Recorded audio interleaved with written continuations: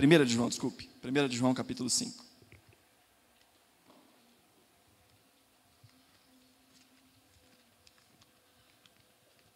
Primeira epístola de João, capítulo 5. Nós vamos dar continuidade essa noite a essa série de exposições que nós temos meditado no tema o cristianismo verdadeiro, ou nesta pergunta: eu sou mesmo um cristão?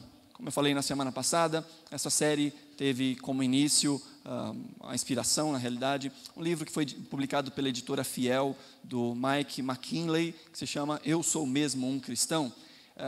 Aqui nessa série eu tenho tentado, nos estudos que eu estou preparando, nas mensagens que estou preparando, tentado condensar um pouco desse entendimento que é tão rico ali naquele livro. Mas eu te aconselho, se você tiver como, procure esse livro, compre esse livro. Eu estava olhando agora antes de sair de casa, se você gosta de leitura digital, você encontra ele na Amazon por R$6, a leitura digital desse livro. R$6. Agora, se você gosta, se assim como eu, você gosta de livro físico, para cheirar, para apertar, para riscar, para desenhar, então também existem outros meios, até mesmo na internet, para encontrar esse livro. Mas eu te aconselho a investir na sua vida espiritual, a investir em livros que falem a respeito da palavra de Deus, que nos ajudem a sistematizar os nossos pensamentos. Essa série, diferente da forma como nós trabalhamos costumeiramente, de pegarmos um grande texto e irmos analisando esse grande texto de diversas formas, ou em cada um dos seus versículos, essa série tem o propósito de ser um pouco mais sistemática, de nós entendermos grandes conceitos,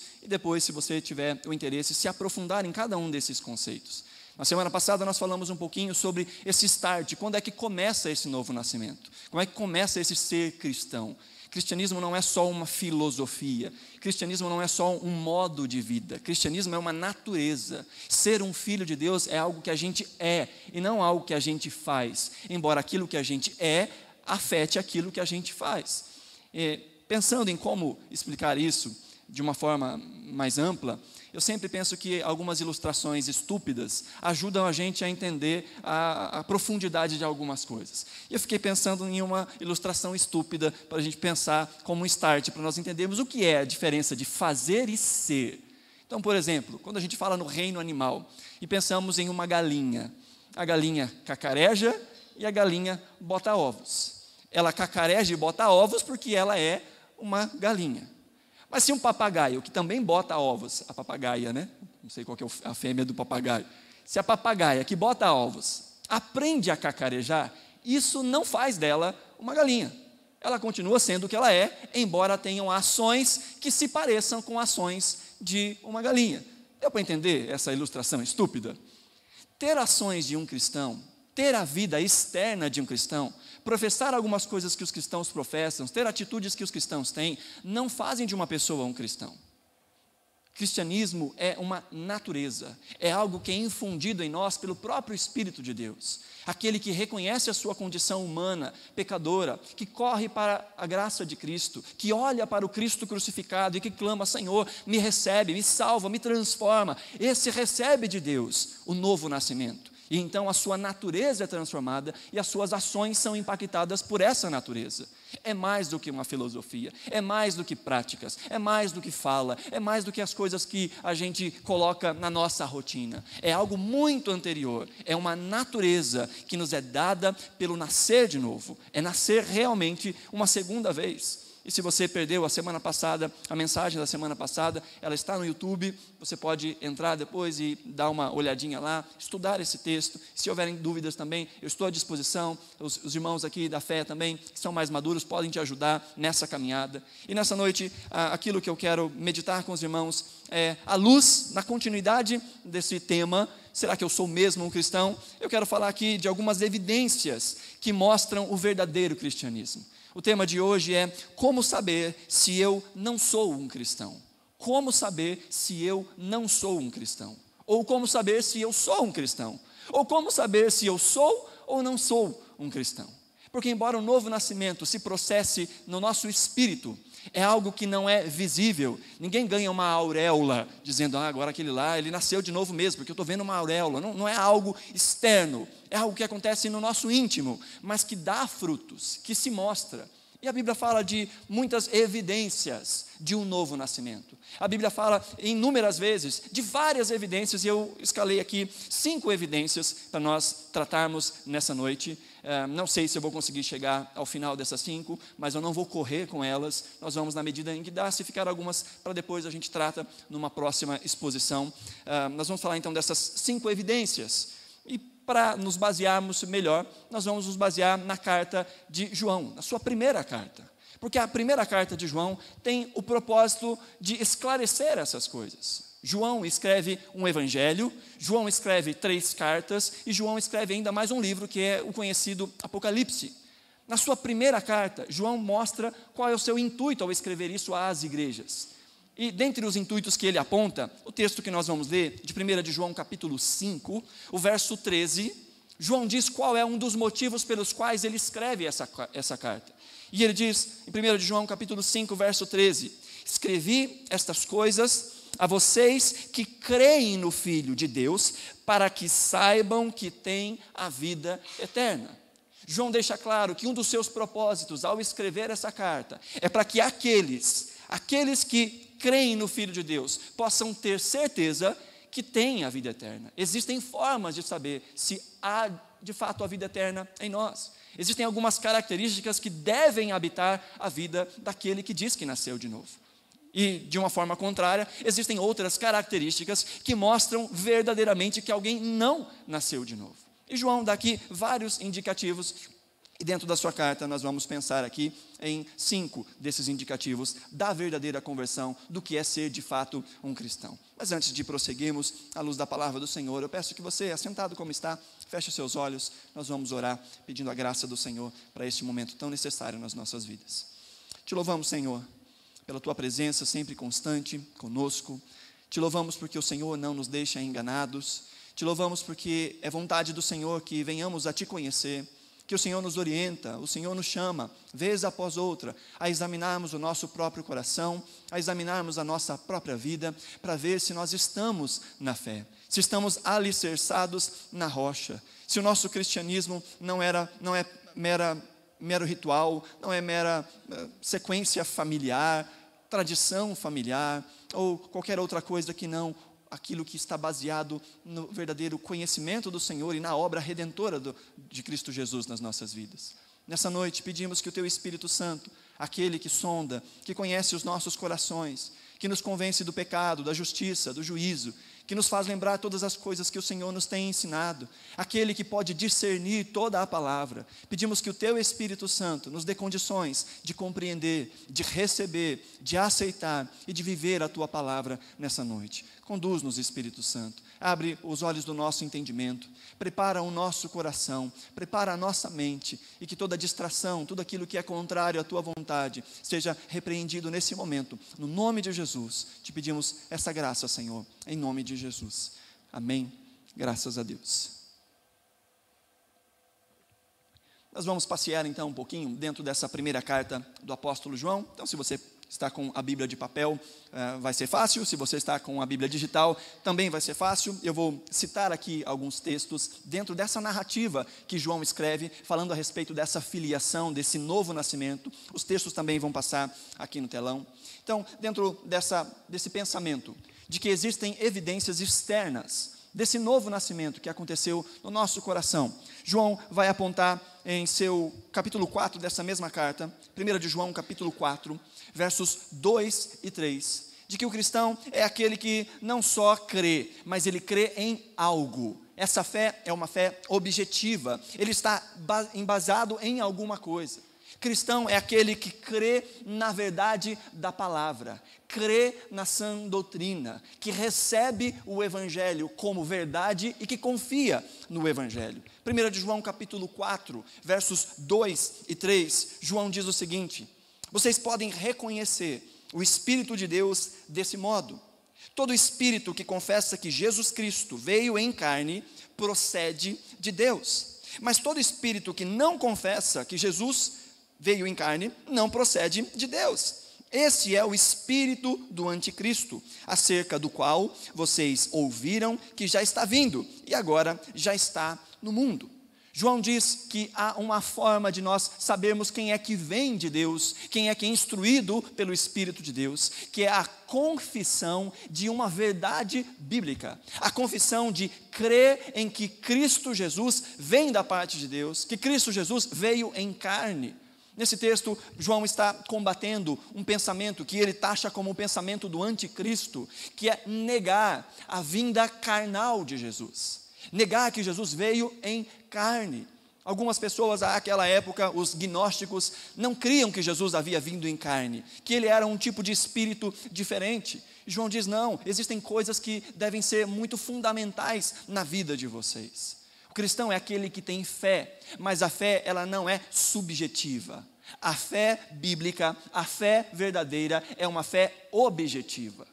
Aquele que crê, não simplesmente crê. Aquele que crê, crê em algo. Aquele que tem fé em alguma coisa ou em alguém. A fé não é algo descolado. A fé não é algo simplesmente solto na vida, no mundo, seja lá onde for. A fé, ela está baseada em alguma coisa.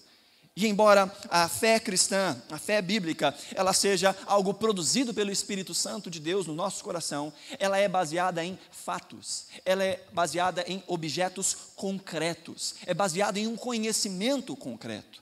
O cristão é aquele que busca compreender essa fé, que aceita essa fé como verdade e que vive à luz dessa fé.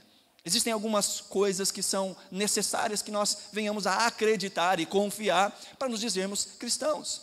E a Bíblia está repleta desses ensinamentos. Em primeiro lugar, nós precisamos crer e entender que todos nós somos pecadores. Algo que não dá para dizer que nós somos crentes ou cristãos de verdade, é se nós não nos reconhecemos como pecadores. Que essa é a natureza do homem distante de Deus. Que por causa do pecado dos nossos primeiros pais e da nossa própria escolha diária, nós somos pecadores. Pecador é uma natureza, não é simplesmente algo que a gente faz, mas é algo que a gente é, e porque a gente comete esses pecados. Todos nós temos que entender isso. O cristão é aquele que sabe disso, que entendeu isso, que confia que aquilo que a palavra de Deus diz a respeito da nossa identidade, da nossa natureza, é que nós somos distantes de Deus, que nós somos inimigos de Deus e que nascemos todos pecadores. É necessário crer nisso. É necessário crer também que a salvação é por meio somente de Cristo Jesus, que a salvação não é pelas nossas obras, mas é pelo sacrifício de Cristo Jesus. E para crermos nisso, nós precisamos crer que Jesus Cristo veio em carne. Não é exatamente sobre isso que João está falando aí nesse texto que nós lemos. Só dá para dizer verdadeiramente, com convicção, sabendo a verdade, que Jesus veio em carne, aqueles que vêm do próprio Espírito de Deus. Há alguns documentos antigos que sistematizam a fé, que sistematizam aquilo que a igreja crê ao longo dos séculos. Há um documento que talvez muitos dos irmãos conheçam, que é chamado de o Credo Apostólico. E o que é o credo apostólico? Depois ele foi tomado como uma oração ou como uma reza.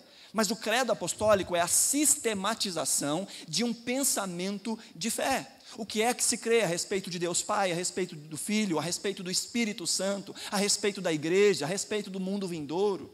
A igreja se organizou para estabelecer essa sistematização, para que não se fugisse do ensino que é o ensino da palavra de Deus. Por isso é chamado de o credo apostólico. É aquilo que era ensinado pelos apóstolos e depois pelos discípulos dos apóstolos que receberam do próprio Cristo.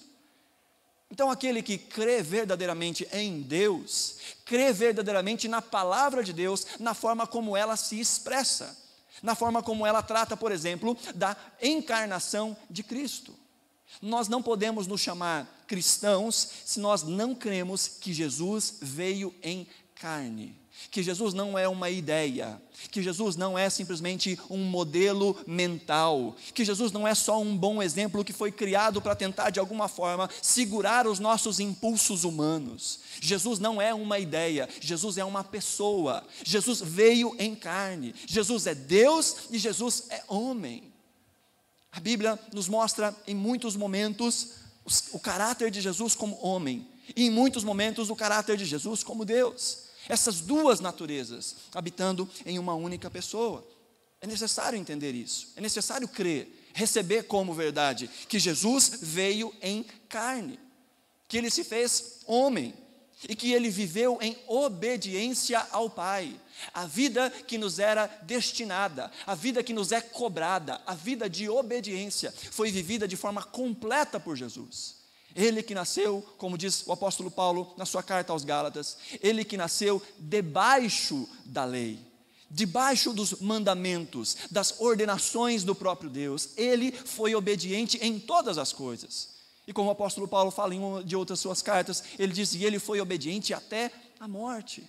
Jesus obedeceu ao Pai de maneira completa, a obediência que nos era chamada, a obediência que nos era necessária. Jesus obedeceu de forma completa, ao ponto de se entregar. Jesus morreu em uma cruz pelos nossos pecados. A gente precisa entender e crer nisso, que Jesus morreu pelos nossos pecados, que padeceu sob o poder de Pôncio Pilatos, foi crucificado, morto e sepultado, mas que ressuscitou ao terceiro dia, em carne, ascendeu aos céus, está sentado à direita do nosso Pai Todo-Poderoso, de onde há de voltar, onde há de vir julgar vivos e mortos. Nós precisamos entender e receber como fato histórico, não só como ideia. Não dá para nos chamarmos de cristãos se não recebemos como verdade a palavra de Deus. Ser um cristão não é só adotar uma religião diferente, costumes diferentes, frequentar uma comunidade religiosa. O cristão bíblico é aquele que conhece a palavra, que recebe a palavra, que tem a palavra como verdade e que confia nessa palavra. Amém, queridos? Hoje em dia nós temos muitos auxílios que endossam ainda mais a palavra do Senhor. A evolução e descobrimento de sítios arqueológicos, a geologia, a paleontologia dos dinossauros, né?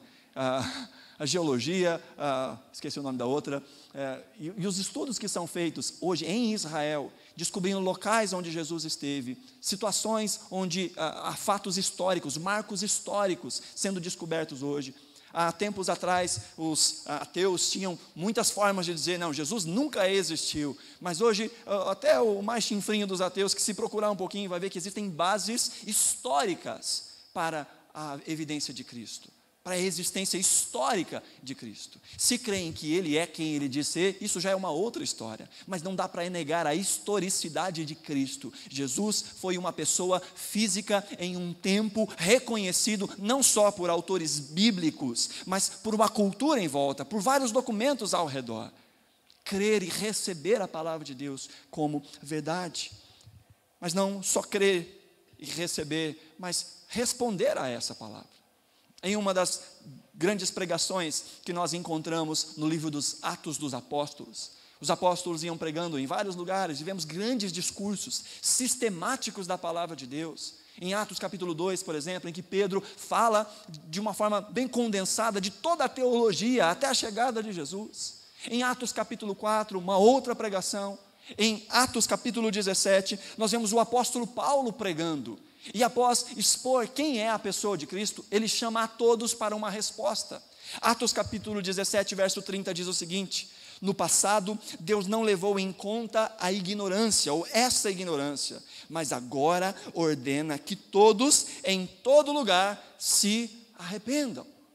Conhecer a palavra, receber a palavra como verdade, nos leva a uma postura, e a única postura aceitável diante de Deus, ao recebermos de fato essa palavra, é o arrependimento, a mudança de pensamento, a mudança de vida, o viver de acordo com essa verdade expressa no Evangelho da graça do Senhor. Mas aí eu pergunto, quantos já tiveram dúvidas, não precisa levantar a mão, a respeito das coisas de Deus? Quantos já tiveram dúvidas a respeito do que a palavra de Deus diz, se é de fato verdade ou não? Quantas pessoas já duvidaram? E aí muitos ficam com vergonha, né? De dizer: olha, tem umas coisas que não passam, que não dá, que não descem para o coração. Tem algumas coisas que às vezes eu creio, às vezes eu deixo de crer. E aí a gente se condena e fala assim: eu sou um pecador, eu sou um miserável. Mas se você olha para a palavra de Deus, você vai ver muitas pessoas duvidando das coisas que o Senhor falava. Algumas pessoas que são colocadas como exemplo de fé, são pessoas que também têm os seus momentos de fraqueza na fé. Muitos de nós crucificamos o coitado do Tomé, né? Tomé, aquele que duvidou. Mas a gente se esquece que poucos versículos antes, em algum evangelho, alguns versículos depois também, todos os discípulos duvidavam da ressurreição de Jesus. Quando as mulheres voltam do túmulo e falam para os discípulos, Jesus ressuscitou, ninguém acredita, nem Pedro acredita, ninguém acredita. Diz o texto que eles inclusive vão lá para ver, encontram o túmulo vazio, veem tudo aquilo que as mulheres tinham falado, mas ainda assim não creem na ressurreição de Jesus. Abraão recebe um grande chamado de Deus, e ele sai confiadamente da sua terra, da sua parentela, da casa do seu pai, para uma terra que Deus estava mostrando. E Deus diz, olha, eu vou fazer de você uma bênção, eu vou multiplicar a sua descendência. Mas Abraão duvida, Sara duvidam. Eles tentam fazer uma gambiarra, tentam dar um jeitinho, para dar uma força para Deus, porque eles duvidam. Na galeria dos heróis da fé, em Hebreus capítulo 11, nós fizemos uma série de estudos aqui nas quintas-feiras sobre os heróis da fé. Há vários nomes ali que a gente pode ir para as histórias deles e ver o quanto eles também eram fracos nesse quesito de crer de forma completa. Há um homem lá chamado de Gideão, um grande guerreiro no meio do povo de Deus, que é levantado por Deus para trazer vitória ao povo do Senhor, que é chamado por Deus, mas que pede 2 sinais miraculosos para ver se ele colocava o pé para fora de casa ou não. João Batista, lembra de João Batista? Jesus diz que de homem, nascido de mulher, não existe outro profeta que seja maior do que João Batista. João Batista é, aos olhos de Jesus, o maior de todos os profetas. Mas é um momento em que João Batista está preso, prestes a perder a cabeça. E ele chama os seus discípulos e diz, vão até Jesus e perguntem se ele é de fato o Messias ou se a gente tem que esperar um outro. João Batista. Que dizer de Pedro, que olhando para Jesus, caminhando sobre as águas, duvida e naufraga na sua fé. Que após a morte de Jesus, foge e volta para aquele lugar de onde Jesus havia tirado, volta a ser um pescador. Ao longo da história, não só esses homens da Bíblia duvidaram da sua própria fé e do entendimento da palavra de Deus. Homens como Martim Lutero, como João Calvino, como outros grandes reformadores, tiveram as suas crises de fé. Talvez devesse haver no nosso coração uma sinceridade, como naquele pai em Marcos capítulo 9, que ao olhar para Jesus, e Jesus diz para ele, olha, eu posso todas as coisas, mas você crê? E a resposta dele é, Senhor, eu creio, mas ajuda na minha falta de fé. Entender que nós somos limitados e que por vezes as dúvidas batem à porta do nosso coração. Principalmente em momentos de crise, em momentos de dor, em momentos de sofrimento, as dúvidas batem ao nosso coração. E o que é que nós fazemos nesses momentos? Nós nos refugiamos no corpo de Cristo. Às vezes as lágrimas embaçam os nossos olhos e a gente não consegue ver a verdade do Evangelho. E precisamos de pessoas ao nosso redor que consigam enxergar para além dos nossos próprios olhos, que possam nos fortalecer e dizer, olha, fica firme, eu estou com você, você não está enxergando todos os pontos, e sermos fortalecidos na fé, nos encorajando mutuamente. Uma outra coisa que também nos ajuda muito a voltarmos a entender é o conhecimento da palavra de Deus. Há muitos que não conseguem receber a palavra como verdade, porque não a conhecem verdadeiramente. Talvez só conhecem de segunda mão, talvez só conhecem daquilo que os outros falam a respeito dessa palavra, mas que não têm a sua própria atitude de busca, de pesquisa, de olhar para um texto, de refletir o texto, de ouvir o que outras pessoas têm a dizer, sim, mas de pensar o texto, de estudar. E às vezes querem receber algo que não faz sentido, porque nunca foram atrás do sentido real. A fé em Deus, a fé bíblica, não é uma fé descolada da verdade. A fé bíblica tem princípios, a fé bíblica tem lógica.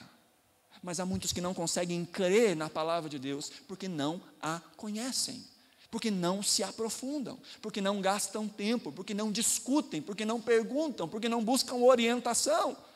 Tentam decifrar ou tentam montar um quebra-cabeça que é tão complexo, mas ao mesmo tempo tão gracioso e tão simples na sua cabeça, sem a profundidade, sem buscar estudar, sem a humildade de entender, eu posso estar errado, sem a humildade de entender ou de dizer, este texto que eu estou me apegando com tanta paixão, com tanto amor, pode ser que eu esteja equivocado, e abrir os ouvidos para ouvir palavras contrárias, para estabelecer uma fé bem embasada, para debater conteúdo, não rótulos, conteúdo.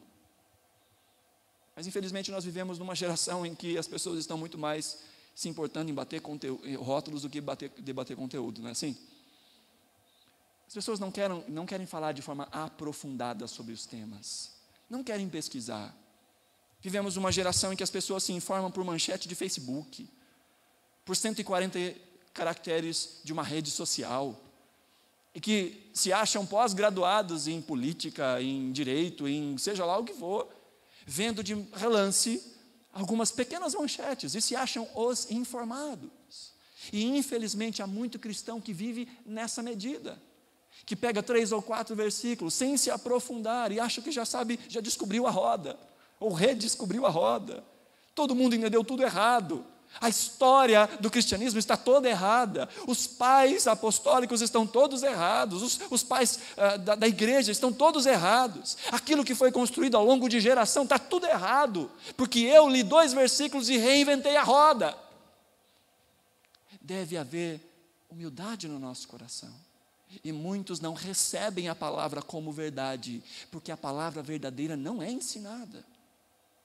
Irmãos, nós vivemos em dias, e não só nos nossos, mas ao longo da história, de que a palavra de Deus tem sido esvaziada do seu sentido, e que aquilo que é levado ao povo de Deus, nada mais é do que um pseudo-evangelho, um arremedo do evangelho, uma ilustração, uma caricatura do evangelho, que está muito distante do evangelho de nosso Senhor Jesus Cristo. Aquilo que é levado é as conveniências, ou aquilo que gera lucro, aquilo que enche estádios, que enche igrejas.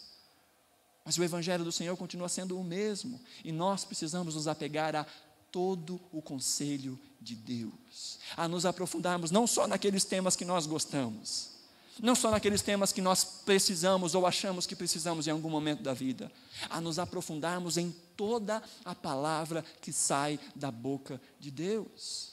Amém, queridos? Lembra de alguém que nos deu esse conselho? Na sua postura diante de Satanás, que tentou enganá-lo com a palavra. Irmãos, o diabo conhece a Bíblia, e ele deturpa a Bíblia. E Jesus responde às argumentações de Satanás com a palavra, do jeito certo, aplicando de forma correta. E Jesus deixa bem claro, nem só de pão vive o homem, mas de toda a palavra. De alguma palavra? De toda a palavra que procede de Deus. E precisamos ter fome e sede por toda a palavra. Sabe que se a gente estudar a Bíblia a vida inteira, todos os dias, todas as horas, a gente vai chegar lá no finalzinho já, lá com uns 115 anos, 120 anos, vamos ser bonzinho aí, no último dia da nossa vida e dizer, eu não sei nada.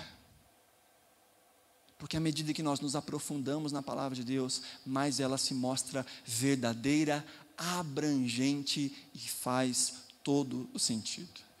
Estava lendo um livro essa semana, um livro que eu tenho gostado muito, que fala sobre defesa da fé, tem até um nome bonitinho, Apologética para as Questões Difíceis da Vida, William Lane Craig. É como defender a fé diante das questões difíceis da vida, diante do problema do mal, diante de orações não respondidas, diante de tantas questões da nossa sociedade, como mostrar a verdade da fé, como essa fé faz sentido.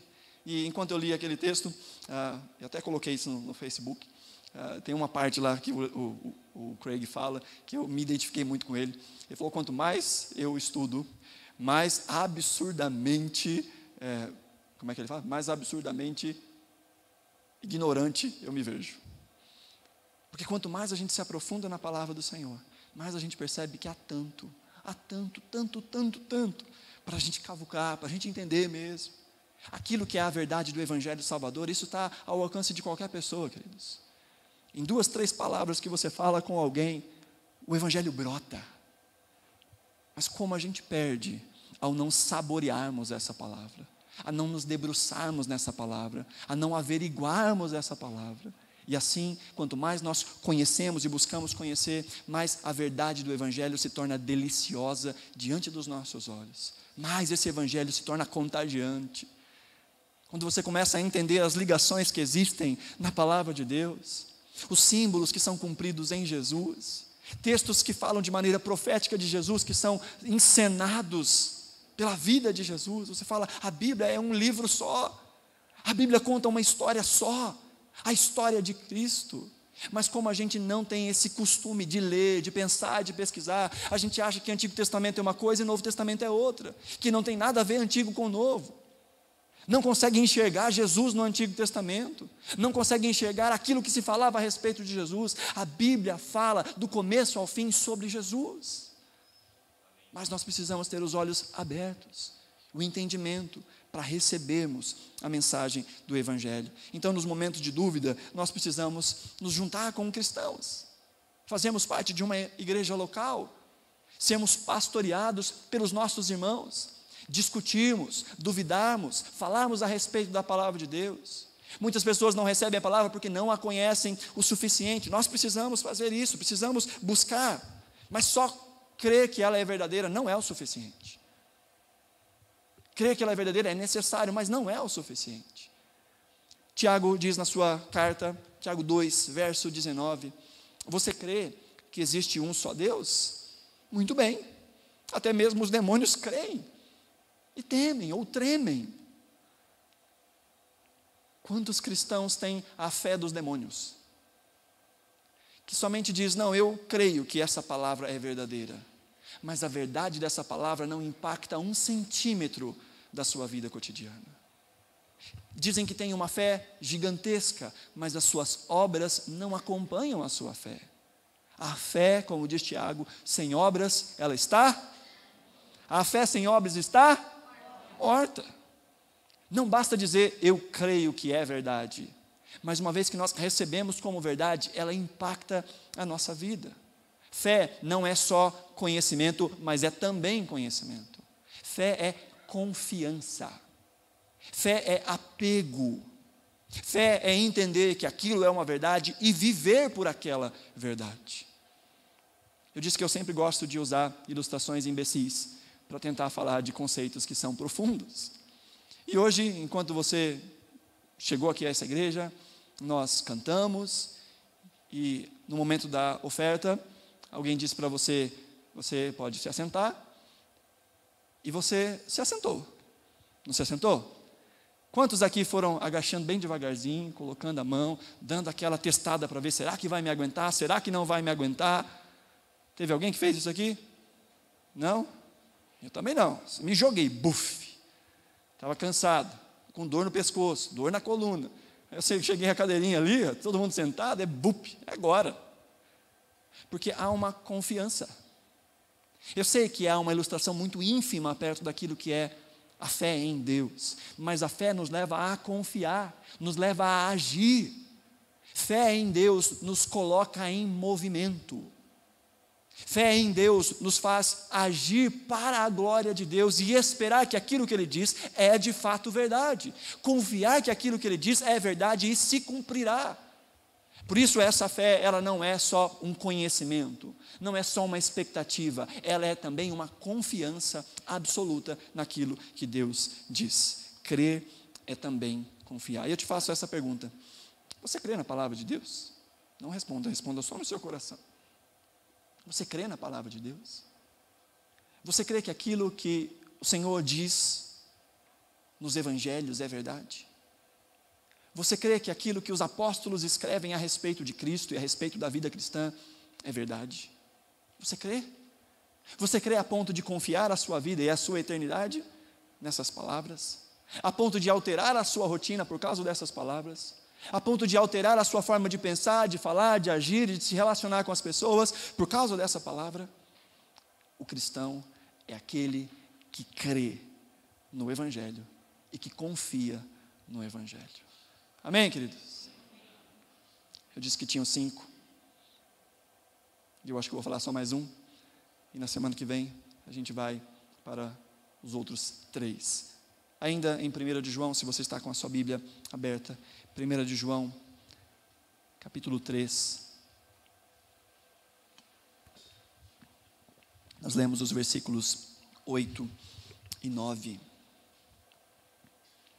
Diz: aquele que pratica o pecado é do diabo, porque o diabo vem pecando desde o princípio.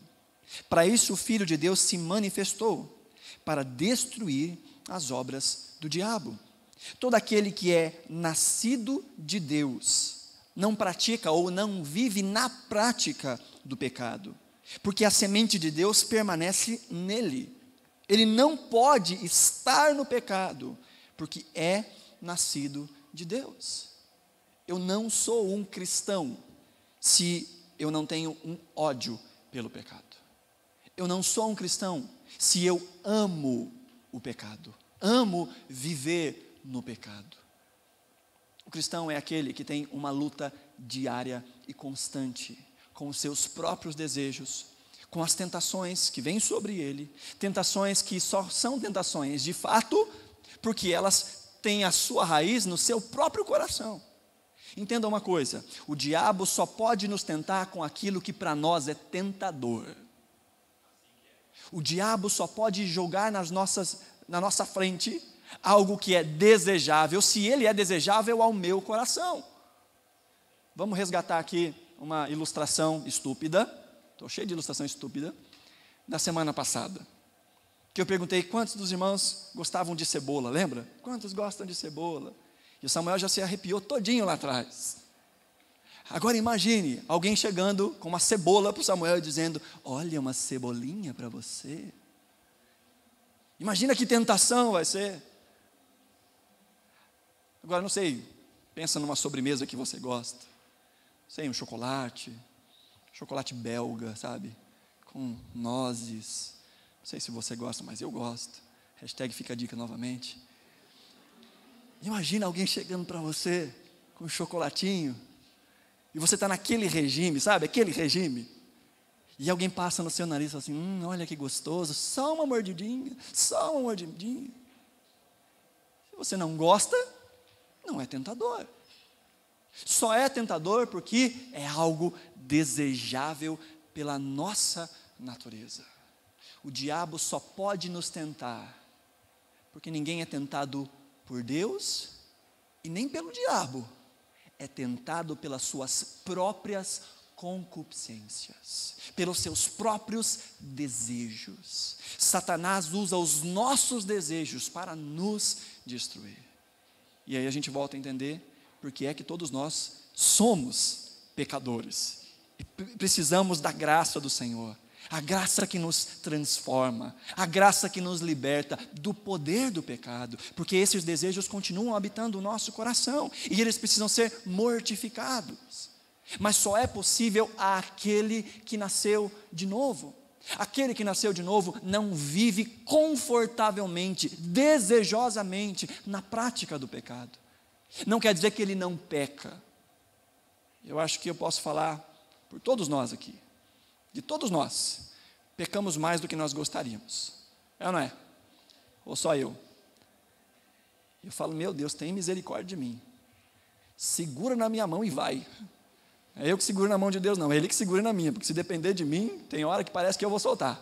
Segura na minha mão, Senhor. Não me larga, porque se deixar por mim mesmo, eu te solto. O pecado ele é prazeroso ao corpo, prazeroso aos instintos, mas aquele que nasceu de novo não vive confortável com o pecado. Ele luta, ele ora, ele clama ao Senhor. Inclusive, uma das partes da oração que Jesus nos ensina é: pedimos ao Pai para que Ele não nos deixe cair na tentação. Senhor, não me deixa cair em tentação. Eu preciso da tua ajuda, porque se depender só de mim, eu caio. Se depender só de mim, quando eu olho para aquela situação que o meu coração clama e pede, se depender só de mim, Senhor, eu não consigo subsistir. O cristão não é perfeito. O próprio João vai dizer, no primeiro capítulo, que se nós dissermos que não temos pecado, nós somos mentirosos. E fazemos de Deus um mentiroso. Todos nós. Tiago vai dizer que nós erramos em diversas áreas. Todos nós. Mas o cristão é aquele que é consciente do seu pecado e que luta contra ele todos os dias. O pecado não é um companheiro alegre. O pecado é um adversário feroz, que ele luta com todas as suas forças contra. A vida de um cristão não é uma vida de amor pelo pecado. E isso porque, se você está ainda com a Bíblia aberta, olha o versículo 9, diz que todo aquele que é nascido de Deus não vive, aqui a NVI traduz como não pratica, mas a ideia de não vive na prática do pecado. Isso por quê? Porque a semente de Deus permanece nele. É a semente de Deus, é o poder de Deus, é o poder do Espírito Santo, que o convence do pecado, que proporciona ao seu coração a aversão ao pecado, que o leva à tristeza pelo pecado, que o leva ao arrependimento pelo pecado. Se você está com a sua Bíblia aí, esse texto não estava no script, mas eu peço que você abra aí a sua Bíblia na primeira carta de Paulo aos Coríntios, capítulo 7.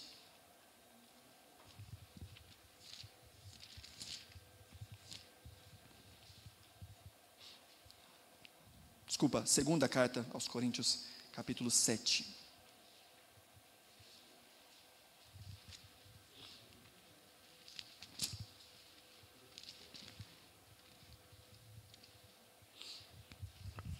Segunda carta de Paulo aos Coríntios, capítulo 7.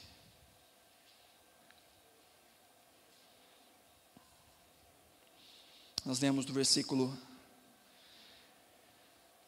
7 em diante. Na verdade, o versículo 6. 2 Coríntios 7, 6 diz: Deus, porém, que consola os abatidos, consolou-nos com a chegada de Tito, e não apenas com a vinda dele, mas também com a consolação que vocês lhe deram. Ele nos falou da saudade, da tristeza e da preocupação de vocês por mim, de modo que a minha alegria se tornou ainda maior. Mesmo que a minha carta lhes tenha causado tristeza, não me arrependo. É verdade que a princípio me arrependi, pois percebi que a minha carta os entristeceu, ainda que por pouco tempo. Agora, porém, me alegro, não porque vocês foram entristecidos, mas porque a tristeza os levou ao arrependimento, pois vocês se entristeceram como Deus deseja, e de forma alguma foram prejudicados por nossa causa. A tristeza, segundo Deus, não produz remorso, mas sim um arrependimento que leva à salvação. E a tristeza, segundo o mundo, produz morte. Vejam o que essa tristeza, segundo Deus, produziu em vocês. Que dedicação, que desculpas, que indignação, que temor, que saudade, que preocupação, que desejo de ver a justiça feita. Em tudo vocês se mostraram inocentes a esse respeito. O apóstolo Paulo escreve uma carta dura a essa igreja, a igreja de Corinto. Na verdade, essa carta que nós temos como a segunda carta é a quarta carta que Paulo escreve a essa igreja. Nós só temos o registro de 2 dessas cartas. E a carta que vem anterior a essa, que foi uma das que foram perdidas, Paulo diz ainda nessa carta de 2 Coríntios, que ele escreveu uma carta dura. E é exatamente dessa carta que ele está falando. Que essa carta produziu neles algum tipo de tristeza. E que ele estava apreensivo com essa tristeza. Ele achou que tinha pegado muito pesado com aqueles irmãos. Mas aí ele mesmo se alegra quando recebe de Tito o relatório da sua visita à igreja de Corinto. E ele diz que estava agora muito alegre, não só pela chegada de Tito, mas pelo testemunho que Tito havia dado sobre a igreja. De que o fato dessa carta ter sido enviada, do seu pecado ter sido confrontado, isso gerou neles arrependimento.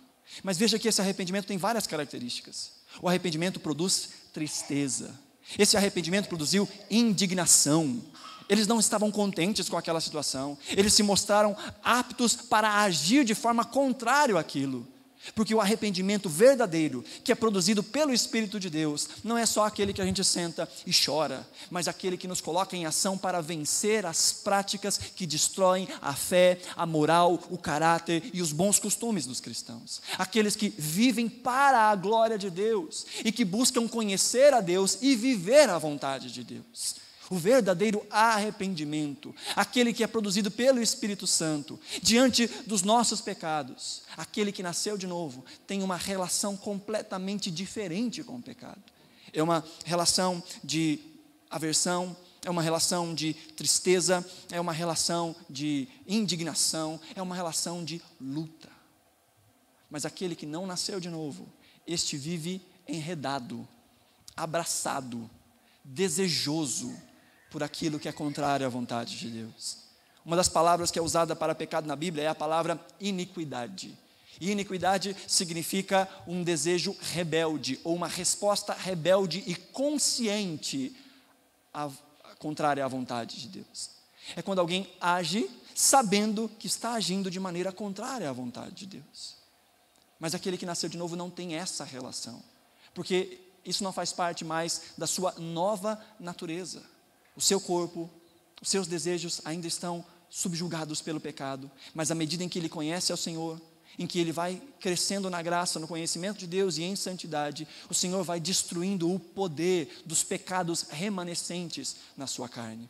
Efésios capítulo 5, versos 1 a 5, olha o que o apóstolo Paulo diz: portanto, sejam imitadores de Deus como filhos amados, e vivam em amor, como também Cristo nos amou e se entregou por nós, como oferta e sacrifício de aroma agradável a Deus. Entre vocês, olha isso, não deve haver nem sequer menção de imoralidade sexual, como também de nenhuma espécie de impureza, de cobiça, pois essas coisas não são próprias para os santos. Não haja obscenidade, nem conversas tolas, nem gracejos imorais, que são inconvenientes, mas ao invés disso, ações de graças. Porque vocês podem estar certos disso: nenhum imoral ou impuro ou ganancioso que é idólatra tem herança no reino de Cristo e de Deus. Paulo diz: olha, aquele que nasceu de novo, existem certas coisas que não devem nem ser mencionadas, porque não lhes são próprio. A ideia de próprio aqui não é só uma ideia de é feio, é errado, não faz mais parte da sua realidade. Aquele que nasceu de novo não tem um apego por essas coisas, porque essas coisas não condizem mais com quem ele é. Eu gosto de vez em quando de usar ilustrações estúpidas. E eu nunca vi alguém sentado embaixo de uma bananeira, esperando a bananeira latir. Porque se um dia uma bananeira latir, ela tem que ir para a televisão, passar no Fantástico, porque não é da natureza dela. A natureza da bananeira é dar banana. E se passa um tempo ela não dá banana, a gente diz: essa bananeira está doente. Tem alguma coisa errada com essa bananeira, porque ela não está cumprindo com a sua natureza. Agora, uma bananeira latir, gente, aí é negócio para passar na televisão. O que Paulo está dizendo é que essa forma de vida, apegada ao pecado, não faz sentido na vida de um cristão. De novo, não quer dizer que o cristão não peque, mas quer dizer que ele não vive contente com essa postura. Ele se arrepende, ele clama a Deus, ele tenta vencer o pecado. E ele tenta vencer o pecado como? Primeiro, ele tenta fugir da aparência do mal. Se ele sabe que ele tem uma fraqueza, ele busca não estar em locais ou com pessoas que expõem essa sua fraqueza. Se ele sabe que há uma debilidade que precisa ser trabalhada na sua vida, ele não se coloca em tentação, ele foge da aparência do mal. Paulo diz: essas coisas aqui não devem ser nem nomeadas no meio de vocês. Não deve nem estar na boca de vocês. É um pensamento que está tão longe, tão distante, porque vocês vivem uma vida de prudência. Aquele que está vencendo o alcoolismo não entra no boteco para comprar salsicha em conserva. Agora eu não falei. Ele está se policiando. Aquele que quer vencer numa dieta não vai assentar à mesa de pessoas que comem desregradamente as coisas que ele mais gosta. Ele se põe em precaução, em atenção, ele está alerta. Ele busca vencer os seus próprios desejos. Então, se você quer vencer o pecado, meu querido, minha querida, não demole, não dê ocasião, vença lugares, vença gatilhos. Existem certas coisas que começam e que levam ao pecado. Às vezes, uma canção, um cheiro, às vezes, um ambiente, uma lembrança, geram uma porção de outras coisas na sua vida. Não demole, fuja dessas coisas. Se você quer vencer o pecado, corra para Deus, diante das suas ações, diante daquilo que condena o seu coração, porque o Espírito Santo de Deus habita o seu coração. Corra para Deus e peça ao Senhor que limpe o seu coração e que te ajude a vencer isso que tem te vencido. Corra para Deus em arrependimento sincero, verdadeiro. Deus não joga em rosto os nossos pecados. Deus não nos humilha pelos nossos pecados. Deus promove no nosso coração esse entristecimento para a nossa cura, para a nossa salvação. Clame ao Senhor, arrependa-se. E não só isso, procure alguém para te ajudar. Talvez você tenha tentado lutar na sua vida contra algum pecado em que você não tem sido efetivo. Busque um parceiro, busque uma parceira de oração, gente que possa te aconselhar, e gente que possa estar com você. Procure pessoas, e aqueles que vencem algumas áreas da sua vida, tenham a alegria de dizer, olha, eu era aprisionado em tal coisa, e agora o Senhor me libertou. Busque pessoas que têm vencido as áreas em que você tem tanta dificuldade. Se apegue com pessoas que têm caminhado há mais tempo na fé do que você. É por isso que é tão importante nós fazermos parte de uma igreja local. E é por isso que é ainda mais importante nós fazermos parte de um pequeno grupo, onde nós podemos orar uns pelos outros, onde podemos confessar os nossos pecados e as nossas fraquezas uns aos outros. É importante termos parceiros na caminhada da fé, para que possamos vencer o pecado e ser transformado dia após dia. Amém, queridos? Então, à luz desse tema, como você se sente em relação ao pecado? Qual é o seu relacionamento com o pecado? Que ele está na sua vida não é um julgamento, é uma certeza. Ele está na sua vida, ele está na minha vida. Mas qual é a sua relação com o pecado? De gratidão, de alegria, de arranjar espaço na agenda para que ele seja praticado, de ficar ansioso por aquele pecado? Ou é uma relação de sofrimento, de luta e de dor? Às vezes antes, às vezes durante, às vezes só depois. Qual é a sua relação com o pecado? Aquele que nasceu de novo não ama o pecado, não vive abraçado com o pecado. Então, se nessa noite a nossa pergunta, eu vou deixar os outros temas para uma próxima vez. Se nessa noite a nossa pergunta é: como saber se eu sou de fato um cristão? Ou como saber se eu não sou um cristão?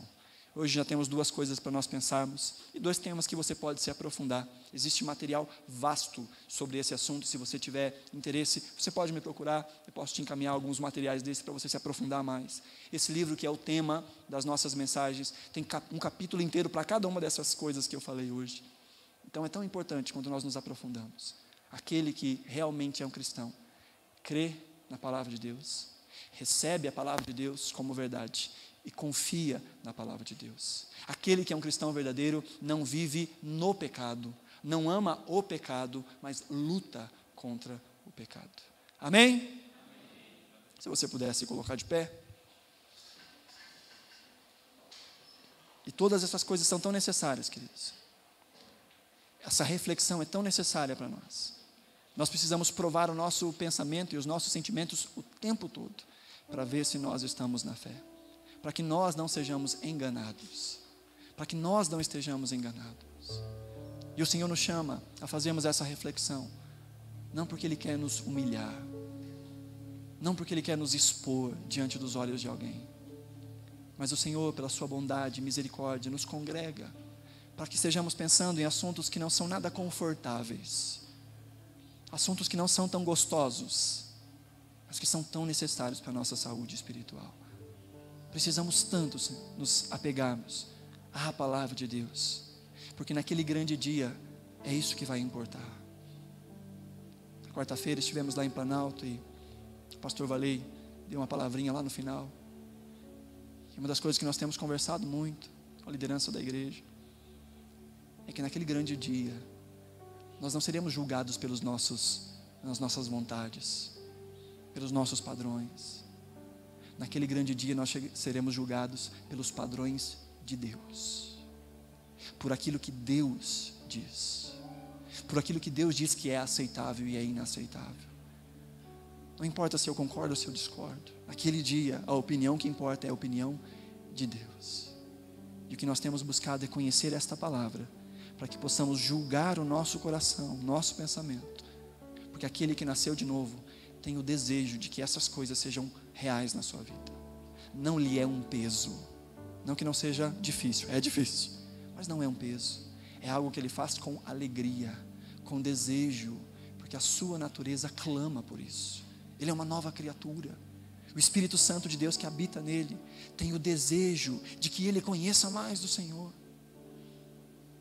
Por isso feche seus olhos nesse momento.